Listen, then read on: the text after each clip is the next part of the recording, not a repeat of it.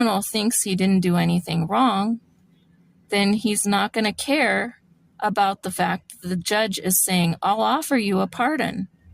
He would just say, who needs a pardon? I didn't do anything. And that's why Jesus exposes our sin to us first, because without that, we don't recognize that we even need a pardon from God.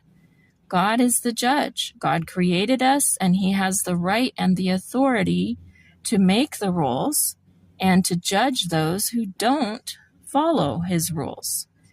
Many people hate that. They don't want to obey anybody's rules. But that's a fact of life. It's a fact of life in this world that there is government, that there are people in charge of whatever area of life.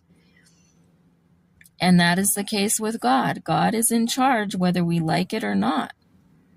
And Jesus exposes our sin in order to help us. If we don't recognize our sin, we will ignore the good news, which is that Jesus took our penalty for us and died in our place.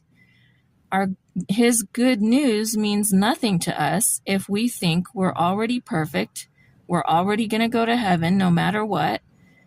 Then we will just ignore what we need to do in order to be pardoned.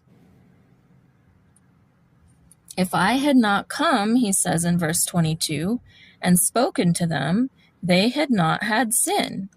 So they maybe felt like they were okay until they heard Jesus speak, and then they realized, oh no, I have blown it with God. I have sinned. I did bad things, and I am guilty before God.